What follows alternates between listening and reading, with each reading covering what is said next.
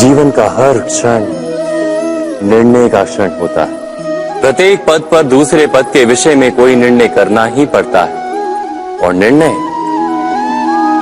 निर्णय अपना प्रभाव छोड़ जाता है। आज किए गए निर्णय भविष्य में सुख अथवा दुख निर्मित करते हैं, ना केवल अपने लिए, अपने परिवार के लिए भी, आने वाली पीढ़ियों के लिए भी। जब कोई दुविधा सामने आती है तो मन व्याकुल हो जाता है, अनिश्चय से भर जाता है। निर्णय का वो क्षण युद्ध बन जाता है और मन बन जाता है युद्ध भूमि। अधिकतर निर्णय हम दुविधा का उपाय करने के लिए नहीं, केवल मन को शांत करने के लिए लेते हैं। पर क्या कोई दौड़ते हुए भोजन कर सकता है? नहीं। तो क्या युद्ध से जूझता हुआ मन कोई योग्य निर्णय ले पाएगा? वास्तव में शांत मन से जब कोई निर्णय करता है तो अपने लिए सुखद भविष्य बनाता है, किंतु अपने मन को शांत करने के लिए जब कोई निर्णय करता है तो वो व्यक्ति भविष्य में अपने लिए कांटों भरा वृक्ष लगाता है। स्वयं विचार कीजिएगा।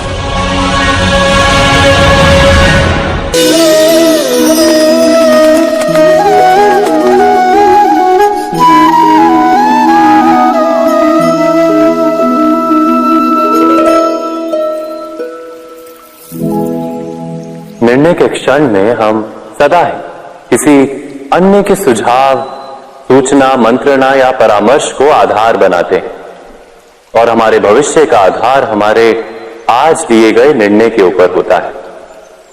तो क्या हमारा भविष्य किसी अन्य के परामर्श, किसी अन्य के सुझाव का फल है?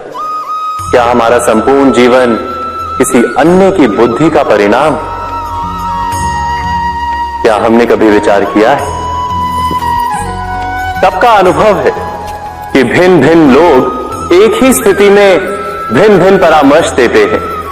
मंदिर में खड़ा भक्त कहता है कि दान करना चाहिए और चोर कहता है यदि अवसर मिले तो इस मूर्ति के श्रृंगार चुरा। धर्म से भरा हृदय धर्ममय सुझाव देता है और अधर्म से भरा हृदय अधर्म का परामर्श देता है। धर्म में सुझाव का स्वीकार ही मनुष्य को सुख की ओर ले जाता है, किंतु ऐसे परामर्श का स्वीकार करना तभी संभव होता है जब हृदय में धर्म हो। अर्थात किसी का सुझाव अथवा परामर्श स्वीकार करने से पूर्व स्वयं अपने हृदय में धर्म को स्थापित करना क्या आवश्यक नहीं? स्वयं विचार कीजिए।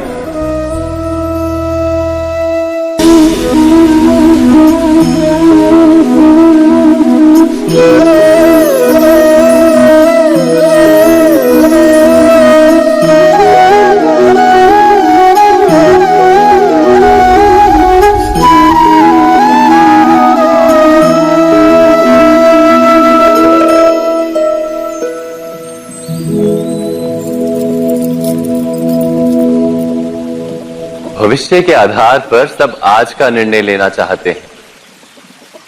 भविष्य में सुख मिले, भविष्य सुरक्षित हो, ऐसे निर्णय आज लेने का प्रयत्न रहता है सबका। आप अपने जीवन को देखिए, क्या आपके अधिकतर निर्णय के पीछे भविष्य का विचार नहीं होता? और हो भी क्यों ना? अपने जीवन को सरल और सुखमय बनाने का प्रयत्न करने का अधिकार सबका है।